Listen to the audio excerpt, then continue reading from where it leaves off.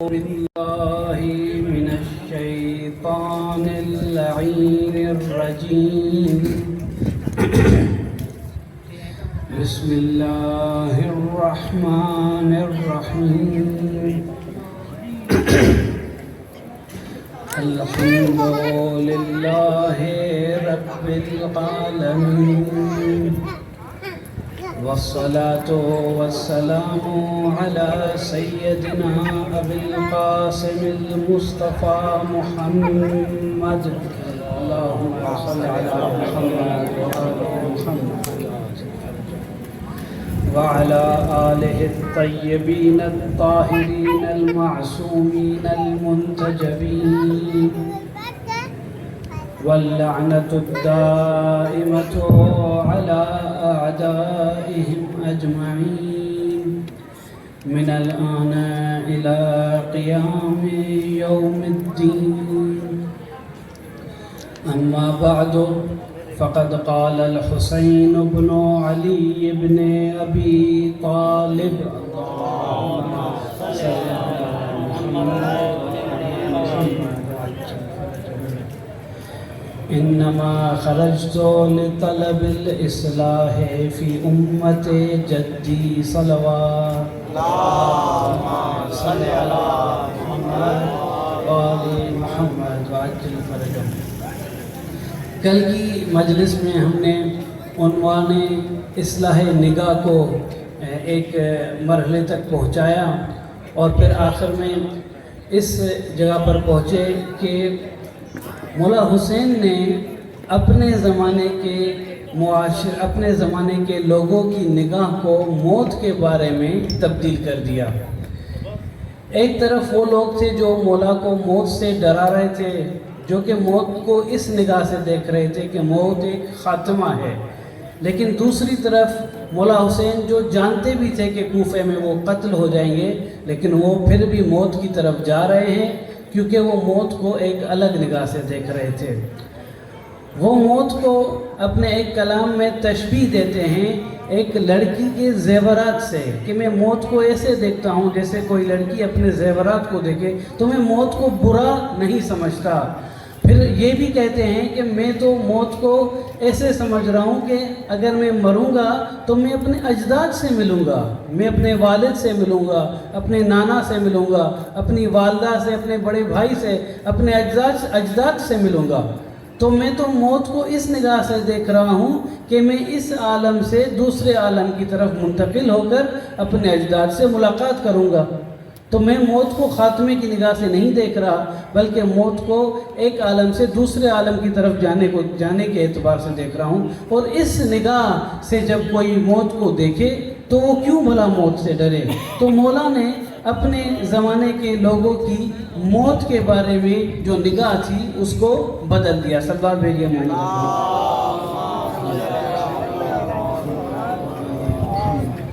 نہج البلاغہ میں مولا علی علیہ السلام فرماتے ہیں: اللہم صلی علی محمد وآل محمد وعجل فرجهم، کہ اگر لوگوں کو یہ پتہ چل جائے کہ جنت میں کیسی کیسی نعمتیں ہیں تو لوگ موت کی طرف بھاگیں.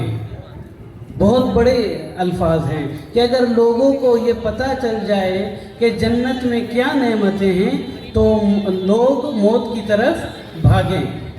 تو اس سے یہ صاف ظاہر ہو رہا ہے کہ جو تحلیل اہل بیت موت کے بارے میں کر رہے ہیں اس میں کوئی برائی نظر نہیں آ رہی. وہ موت کو بری نگاہ سے نہیں دیکھ رہے، کسی اور نگاہ سے دیکھ رہے ہیں.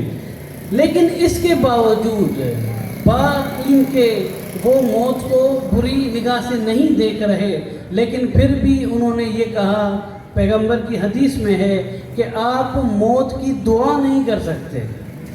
ان کے موت کی تحلیل یہ ہے کہ موت بری چیز نہیں ہے، ایک قسم کا انتقال ہے ایک عالم سے دوسرے عالم کی طرف، لیکن پھر بھی آپ موت کی دعا نہیں کر سکتے. آپ یہ نہیں کہہ سکتے کہ اللہ مجھے مار دو. جو الفاظ ہے پیغمبر کے میں وہ آپ کے سامنے رکھتا ہوں. پیغمبر فرماتے ہیں: لا يتمنى احدكم الموت للضر نزل به فإن كان لا بد متمنيا الموت فليقل هذا الدعاء. پیغمبر فرماتے ہیں کہ آپ میں سے کوئی بھی موت کی دعا نہ کرے کہ اللہ مجھے موت دے دے. ہاں لیکن اگر آپ کوئی اس قسم کی تمنا کر سکتے ہیں تو اس طریقے سے آپ یہ دعا پڑھیں. کیسے کہ اللہم احینی ما کانت الحیات خیرا لی وتوفنی ما کانت الوفات خیرا لی، کہ اے میرے اللہ اگر میری زندگی میں خیر ہے تو مجھے زندہ رکھ، اور اگر میری موت میں خیر ہے تو مجھے موت دے دے. کلن ایک الگ قسم کی دعا، ایک خوبصورت دعا بنا دیا پیغمبر نے اس کو، کہ اگر زندگی میں خیر ہے تو پھر مجھے میری زندگی کو لمبا کر، لیکن اگر میری موت میں میرے لیے خیر ہے تو مجھے بہتر جانتے ہو تو مجھے موت دے دے. تو ایک خوبصورت دعا بنا کے پیغمبر نے ہمارے سامنے رکھی. لیکن کچھ لوگ ایسے ہیں جن کی موت میں ہی بہتری ہوتی ہے، جیسے کہ حجاج بن یوسف. حجاج بن یوسف وہ ہے جس نے حضرت کمیل کو قتل کیا، جس نے قنبر کو قتل کیا. ایک روایت کے مطابق 80,000 محبان امیر المومنین کو قتل کیا. اتنا ظالم اور ملعون تھا. اس حجاج بن یوسف کے پاس ایک شخص آتا ہے اور حجاج بن یوسف اس کو کہتا ہے کہ میرے لیے دعا کر. کیونکہ حجاج بن یوسف ایک ظالم شخص ہوتا ہے تو وہ شخص پہلے کنفرم کرتا ہے کہ اگر میں واقعاً تمہارے لیے سچی دعا مانگوں تم کہیں مجھے قتل تو نہیں کر دو گے؟ تو وہ کہتا ہے نہیں، میں تمہیں قتل نہیں کروں گا، تم سچی دعا مانگو. تو کہتا ہے تمہارے لیے سچی دعا یہ ہے کہ اللہ تمہیں مار دے. کیوں؟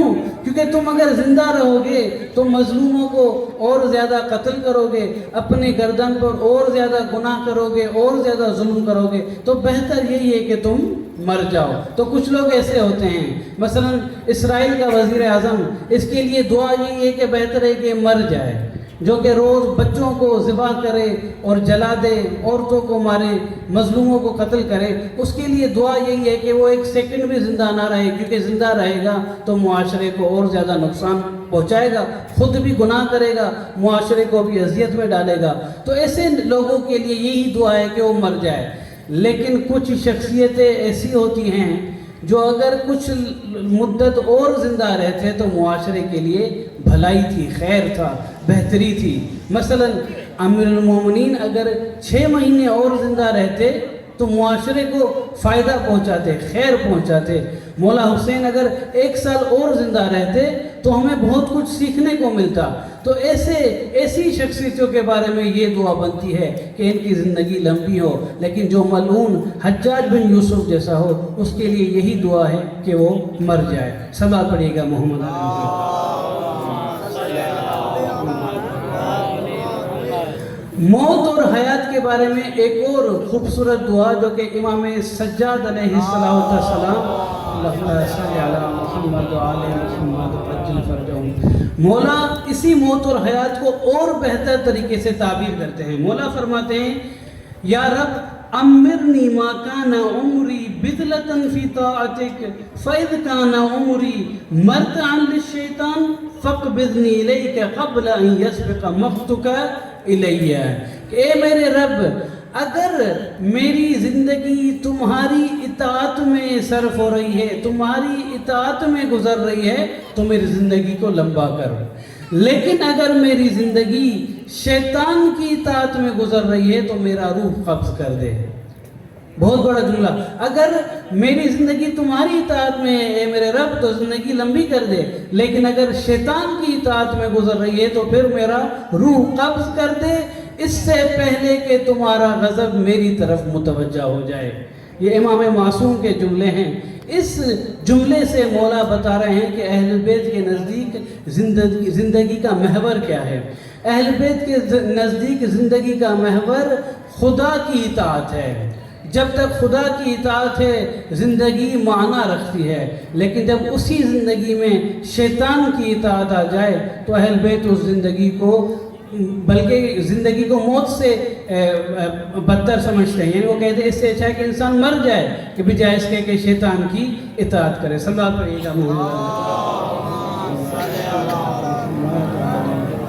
ایک اور خوبصورت دعا یہ آپ نے سنی بھی ہوگی کہ اللہم اجعل محیای محیا محمد و آل محمد و مماتی ممات محمد و آل محمد. اے میرے رب میری زندگی کو محمد و آل محمد کی زندگی جیسا بنا دے اور میری موت کو محمد و آل محمد کی موت جیسا بنا دے. اس سے زیادہ خوبصورت کوئی دعا شاید نہیں ہوگی کہ زندگی اور موت دونوں کو محمد والے محمد جیسا بنا دے. صدا پڑے گا محمد والے محمد. تو مولا نے موت کے بارے میں نگاہوں کو بدل دیا کہ موت کوئی بری چیز نہیں ہے میرے نزدیک. لیکن کچھ لوگ موت سے ڈرتے تھے. روایت میں ہے کہ ایک شخص پیغمبر اکرم صلی اللہ علیہ وآلہ وسلم صلی علی محمد وآل محمد عجل فرجہم کے پاس آتا ہے اور پیغمبر کو عرض کرتا ہے کہ مجھے موت سے ڈر لگتا ہے. پیغمبر پوچھتے ہیں کہ تمہارے پاس پیسہ ہے؟ تو کہتا ہے.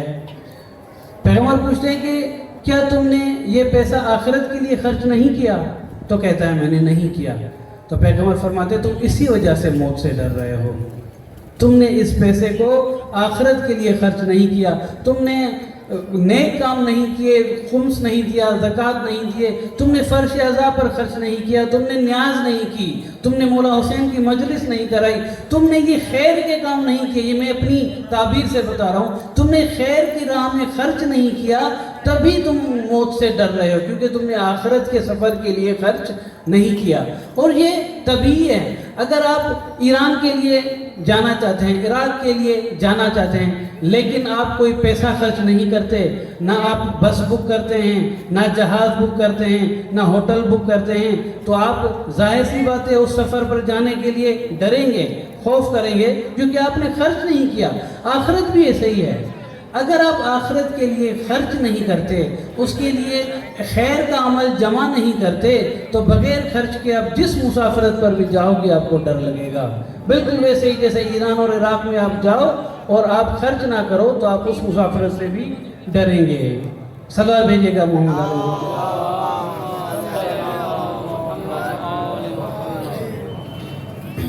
اچھا, بہترین زاد سفر آخرت کے لیے کیا ہے؟ ہمیں خرچ کرنا ہے, یعنی ہمیں جمع کرنا ہے آخرت کے سفر کے لیے تاکہ آخرت کا سفر آسانی سے گزرے. تو بہترین زاد سفر کیا ہے؟ قرآن کہتا ہے تزودوا فإن خیر الزاد التقوی. اگر آخرت کا سفر آپ نے بہتر بنانا ہے, اگر اس کے لیے آپ نے زاد سفر جمع کرنا ہے تاکہ سفر آپ کا آسان گزرے, تو بہترین زاد سفر یعنی بہترین وسائل جو سفر میں کام آتے ہیں, ان میں بہترین وسائل میں سے جو بہترین وسیلہ ہے آخرت کے لیے وہ ہے تقوی, پرہیزگاری, دینداری, دین کے مطابق عمل کرنا. اور پھر ایک اور آیت میں خدا فرماتے ہیں والآخرت خیر وابقی. آخرت دنیا سے بہتر ہے اور آخرت باقی رہنے والی ہے.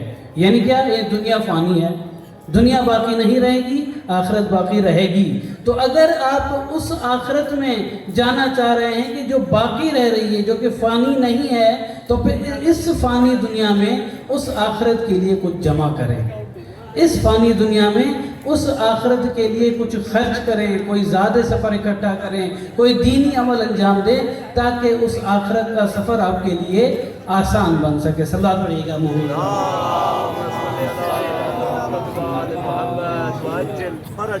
تو مولا نے موت کے بارے میں نگاہ تبدیل کر دی, اور سب سے زیادہ جو مولا کے جملوں کا اثر ہوا ہے وہ شہدائے کربلا پر ہوا ہے.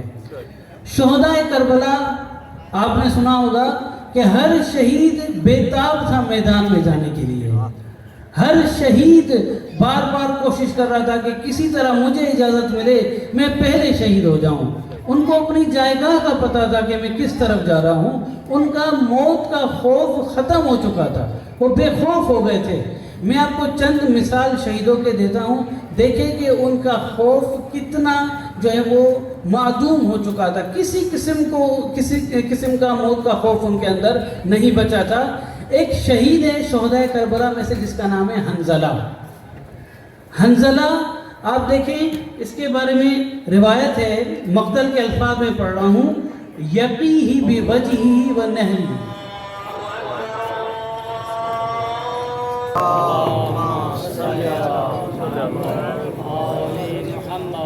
تو میں بتا رہا تھا کہ کیسے شہدائے کربلا کا موت کا خوف مولا نے ختم کر دیا تھا.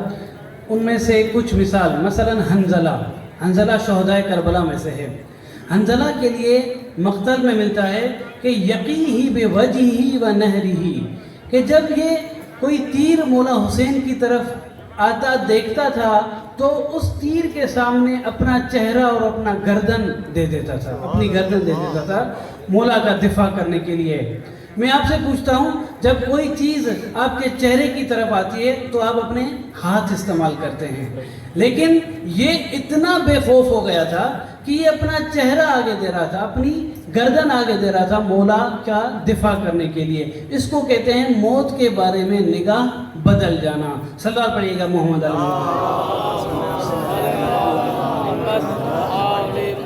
دوسرا شہید سعید ابن عبداللہ۔ سعید ابن عبداللہ وہ ہے کہ جب عاشور کے دن مولا ظہر کی نماز پڑھنا چاہ رہے تھے تو ملعون نماز کے دوران بھی حملہ کر رہے تھے، تو مولا نے کچھ اپنے ساتھیوں کو نماز کی حفاظت کے لیے کھڑا کیا تھا، ان میں سے ایک سعید ابن عبداللہ تھا۔ سعید ابن عبداللہ مولا حسین کے بالکل آگے کھڑے ہو گئے تھے کہ مولا حسین کو کوئی تیر نہ لگے۔ جب تیر آ رہے تھے مولا حسین کی طرف تو سعید ابن عبداللہ اپنا سینہ آگے کر رہا تھا، اپنے سینے سے مولا کا دفاع کر رہا تھا۔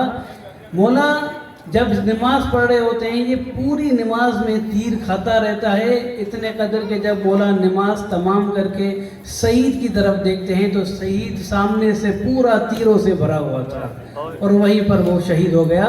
تو یہ ہوتا ہے موت کا خوف ختم ہو جانا۔ مولا نے ان کی نگاہ موت کے بارے میں بدل دی تھی کہ وہ اپنا سینہ آگے کرنے کے لیے تیار تھے۔ صلوات پڑھیے گا محمد علیہ محمد۔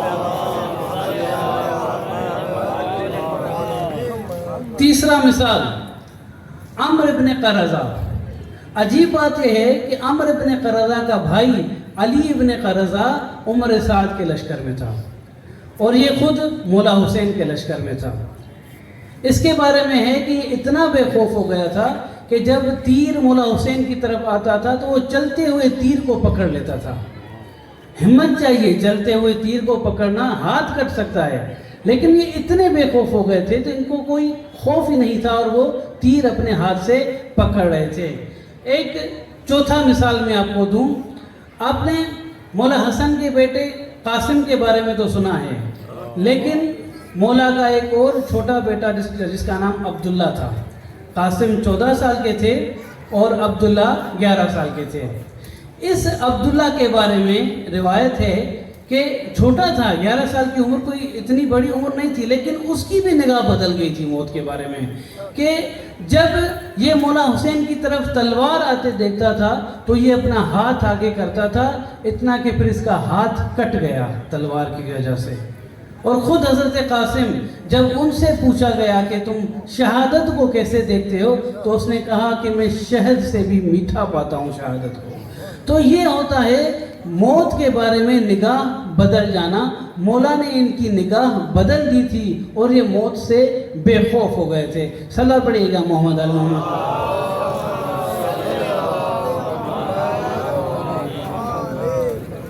اسی خطبے میں پھر مولا چند جملے اور فرماتے ہیں، میں اس کا ترجمہ آپ کے سامنے رکھوں، پہلے متن پڑھتا ہوں اور پھر ترجمہ۔ وَخُيِّرَ لِي مَصْرَعٌ أَنَا لَاقِيهِ۔ مولا کہتے ہیں کہ میرے لیے ایک شہادت گاہ کا انتخاب کر لیا گیا ہے، میرے لیے انتخاب کر لیا گیا ہے کہ مجھے کہاں شہید ہونا ہے۔ وَأَنَا لَاقِيهِ، میں اس شہادت گاہ کی ملاقات کی طرف جا رہا ہوں۔ یعنی مولا، یہ کہاں مولا بول رہے ہیں؟ مولا مکے سے نکلے ہیں اور مکے کے نزدیک ہی کچھ درخت ہے، وہاں پر پانی ہے، وہاں پر مولا نے یہ خطبہ دیا ہے کہ میں جہاں جا رہا ہوں وہاں میری شہادت کا انتخاب ہو چکا ہے اور میں اپنی شہادت گاہ کی طرف جا رہا ہوں۔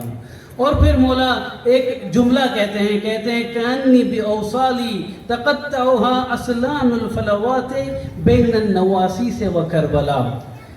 نواسیس ایک علاقہ ہے کربلا کے نزدیک۔ مولا کہہ رہے ہیں کہ کربلا اور نواسیس کے درمیان ایک بیابان ہے جہاں جنگلی بھیڑیے میرا انتظار کر رہے ہیں۔ اب یہ جنگلی بھیڑیے میرا انتظار کر رہے ہیں، مولا کس کی طرف اشارہ کر رہے ہیں؟ بن زیاد اور عمر سعد جیسے لوگوں کی طرف۔ کہ یہ جنگلی بھیڑیے میرا انتظار کر رہے ہیں. اور پھر مولا فرماتے ہیں فَيَمْلَأَنَّ مِنِّي أَكْرَاشًا جُوفًا وَأَجْرِبَةً شُغْبًا لَا مَحِيصَ عَنْ يَوْمٍ خُطَّ بِالْقَلَمِ. کہ یہ جنگلی بھیڑیے میرا انتظار کر رہے ہیں جو کہ میرا گوشت نوچ کر اپنے خالی پیٹ بھریں گے. مولا ہر چیز کو دقیق بتا رہے ہیں. مکے کے نزدیک یہ جنگلی بھیڑیے میرا گوشت نوچ کر اپنے خالی پیٹ بھریں گے. اور پھر آخری جملہ مولا فرماتے ہیں کہ جو دن آپ کے لیے تقدیر میں لکھ دیا گیا ہو آپ اس سے فرار نہیں کر سکتے. یعنی کیا؟ یعنی میرے لیے جس شہادت کا انتخاب ہو چکا ہے اب اس سے کوئی فرار نہیں, میں اسی کی طرف جا رہا ہوں. صلوات پڑھیے گا محمد.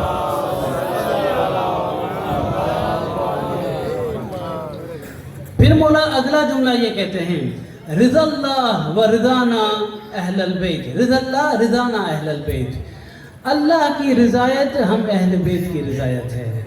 اللہ کی رضایت ہم اہل بیت کی رضایت ہے. یہ آپ دونوں طرف سے ترجمہ کر سکتے ہیں. یعنی خدا کی رضایت اسی میں ہے کہ اہل بیت راضی ہوں, یا اہل بیت کی رضایت اسی میں ہے کہ خدا راضی ہو. دونوں کی مرضیاں کیونکہ متفق ہیں تو کوئی برا کوئی عیب نہیں ہے. آپ اس طرف سے ترجمہ کریں یا اس طرف سے ترجمہ کریں.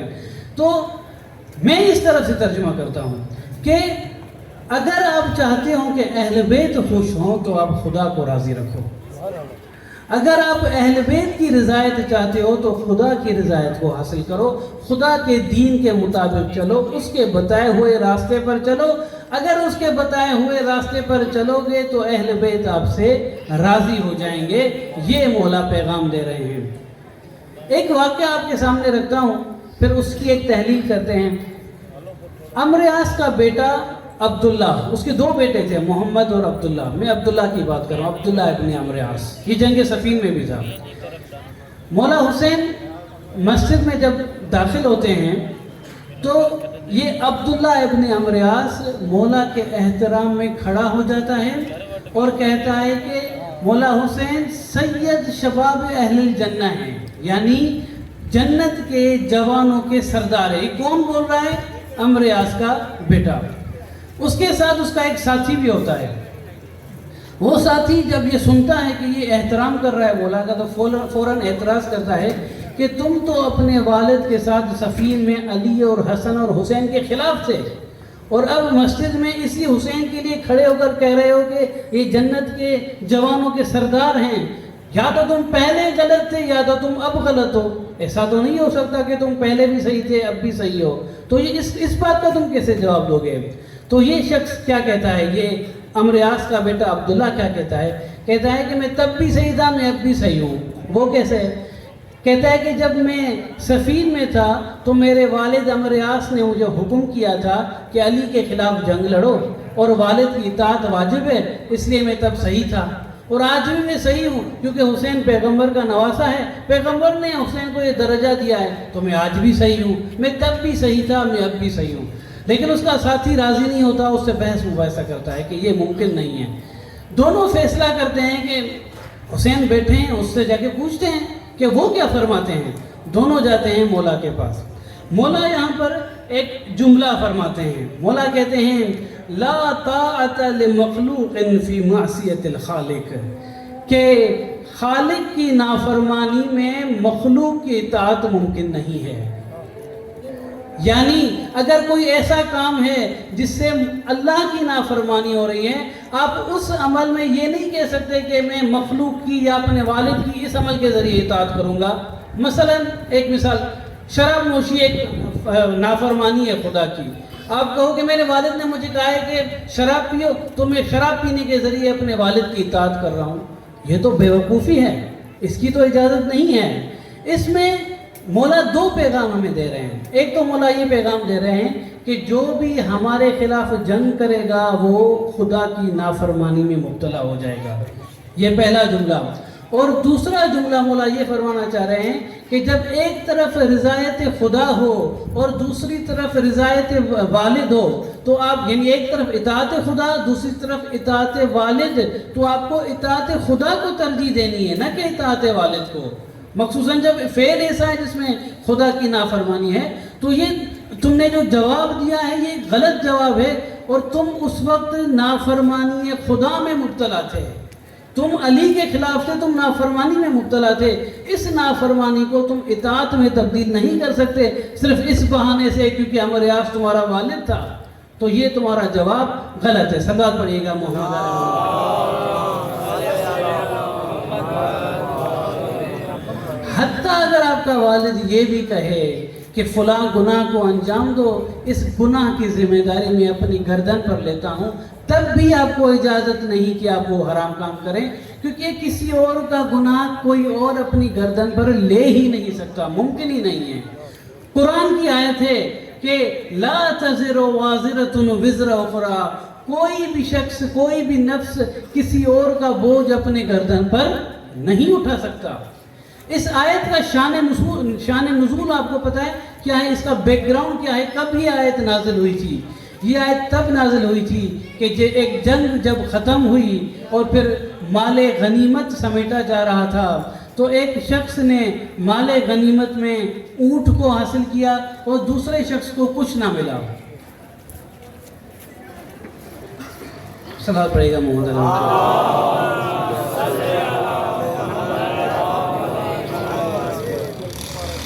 ایک شخص نے مال غنیمت میں اونٹ کو حاصل کیا اور دوسرے شخص کو کچھ نہ ملا، تو اس دوسرے شخص نے اس پہلے شخص کو کہا کہ یہ اونٹ تم مجھے دے دو، میں تمہارے سارے گناہ اپنی گردن پر لے لیتا ہوں۔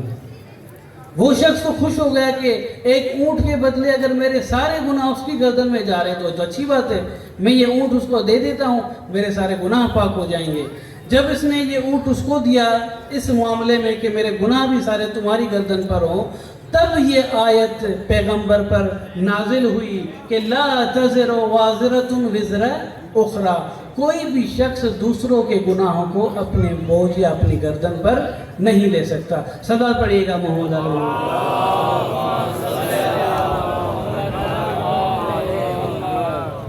تو مولا نے یہ فرمایا کہ خدا کی رضایت میں ہماری رضایت ہے، تو گویا کہ ہر وہ فعل جو خدا کی رضایت کے لیے ہو اس کی عظمت میں اضافہ ہو جاتا ہے، اس کے ثواب میں اضافہ ہو جاتا ہے۔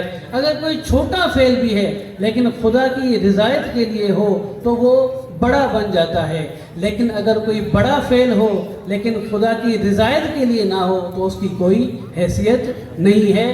یہ ہمیں مولا سمجھا رہے ہیں۔ آپ دیکھیں مولا امیر علیہ السلام نے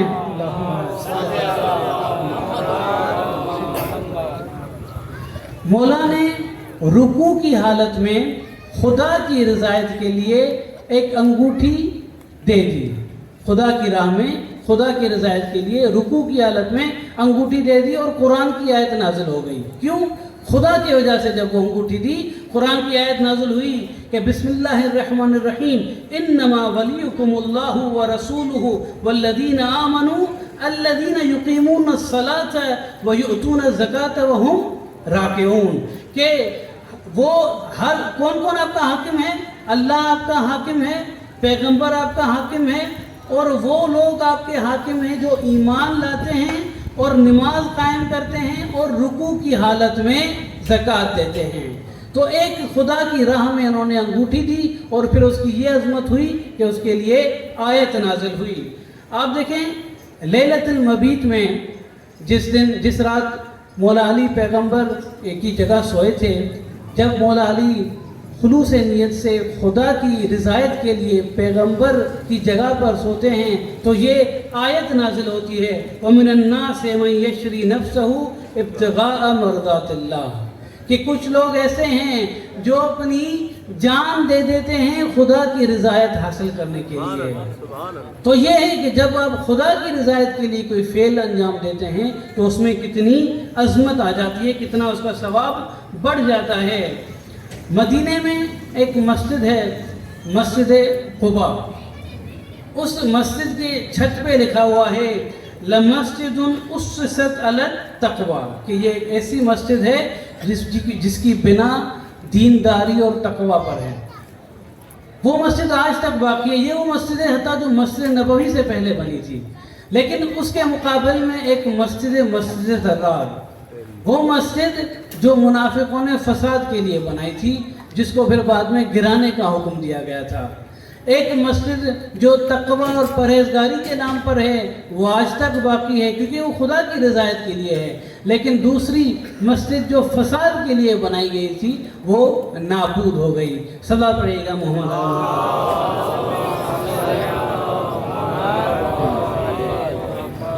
حضرت جناب سیدہ سلام اللہ علیہا اللہم محمد وعجل فرجہم، 3 راتوں میں 3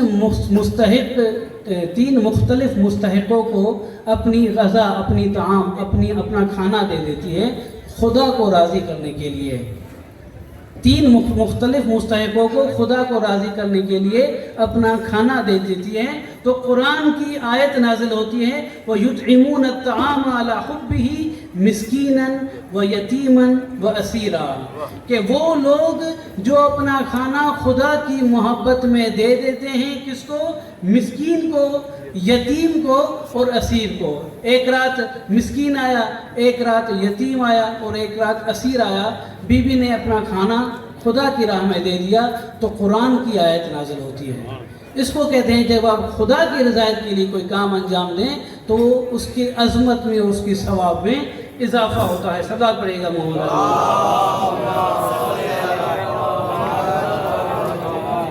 اس سے ہمیں یہ سبق ملتا ہے کہ ہم ہر کام میں یہ ہماری نیت ہو کہ ہم اس کو خدا کی رضایت کے لیے انجام دیں. چاہے ہم اس فرش عزا پر بھی آتے ہیں تو ہم خدا کی رضایت کے لیے یہاں پر آئیں. حتیٰ ہم اگر مولا حسین کے لیے روتے ہیں تو خدا کی رضایت کے لیے روئیں، قربتاً اللہ کر کے روئیں. پھر ہمارے اس فعل کا ثواب چند برابر ہو سکتا ہے. السلام علی الحسین وعلی علی ابن الحسین وعلی اولاد الحسین وعلی اصحاب الحسین. آج اس شخصیت کی قربانی کا ذکر کریں گے جو کہ صورت اور سیرت میں پیغمبر کی شبیہ تھی. مولا حسین کی وہ قربانی جو کہ صورت اور سیرت میں شبیہ پیغمبر تھی. جب عاشور کا دن آیا اور قربانیوں کا وقت شروع ہوا تو سب میدان میں جانے سے پہلے مولا حسین سے اجازت مانگتے تھے. چاہے اصحاب تھے، چاہے بنو ہاشم سے تھے، وہ پہلے مولا سے اجازت مانگتے تھے اور پھر میدان میں جاتے تھے. جب اصحاب آتے تھے تو مولا پہلے دفعے میں اجازت نہیں دیتے تھے، کبھی دوسرے دفعے میں، کبھی تیسرے دفعے میں، پہلے دفعے میں ہاں نہیں کہتے تھے. لیکن جب یہ شہزادہ آتا ہے اور مولا سے میدان میں جانے کی اجازت مانگتا ہے، مولا حسرت بھری نگاہ سے شہزادے کو سر سے پاؤں تک دیکھتے ہیں اور چہرہ جھکا کر رونے لگتے ہیں. مولا اپنے ہاتھ کے ذریعے آسمان کی طرف اشارہ کرتے ہیں، اے میرے رب گواہ رہنا، میں اس فرزند کی قربانی دے رہا ہوں جو کہ صورت اور سیرت میں شبیہ پیغمبر ہے. جب بھی میں نانا کی زیارت کرنا چاہتا تھا میں اس فرزند کی زیارت کرتا تھا. مولا شہزادے کو میدان میں جانے کی اجازت دیتے ہیں. شہزادہ میدان میں جانے کے لیے تیار ہوتا ہے اور ایک حملہ کرتا ہے. علی کا پوتا تھا، ایک ایسا حملہ کرتا ہے کہ صفوں میں پریشانی پھیل جاتی ہے. خوب لڑتا ہے لیکن 3 دن کا پیاسا تھا. ایک مرتبہ اس پر پیاس حاوی ہو جاتی ہے اور پھر وہاں سے واپس لوٹ کر اپنے بابا کی طرف جاتا ہے کہ بابا مجھے پیاس لگی ہے، مجھے پانی دے دیں. مولا کے پاس پانی تو نہیں تھا. مولا اپنی انگوٹھی اتار کر ان کو چوسنے کے لیے دیتے ہیں. وہ انگوٹھی چوستے ہیں اور پھر دوبارہ حملے کی طرف جاتے ہیں. دوبارہ حملہ کرتے ہیں لیکن ایک ملعون شہزادے کے سر پر وار کرتا ہے. شہزادہ نیچے گرتا ہے. مقتل کے الفاظ ہیں فَقَطَّعُوهُ بِسُيُوفِهِمْ اِرْبًا اِرْبًا، ملعونوں نے شہزادے کے ٹکڑے ٹکڑے کر دیے۔ جس کے بعد شہزادہ اپنے بابا کی طرف یہ ندا بلند کرتا ہے، یا ابتا علیک منی السلام ھذا جدی رسول اللہ، اے میرے بابا تم پر میرا سلام ہو، میرے جد مجھے لینے آئے ہیں۔ مولا حسین شہزادے کی مدد کے لیے جاتے ہیں۔ پھر راوی کے یہ الفاظ ہے جو یہ سارا منظر دیکھ رہا ہے، وہ کہتا ہے میں نے دیکھا فَوَضَعَ خَدَّهُ عَلَى خَدِّهِ، مولا نے اپنے رخسار شہزادے کے رخسار پر رکھے، مولا نے اپنے رخسار شہزادے کے رخسار پر رکھے اور پھر یہ جملہ بولا الدنیا بعدک العفا، کہ علی اکبر تمہارے بعد میری دنیا ویران ہے۔ اللہ لعنت اللہ علی القوم الظالمین۔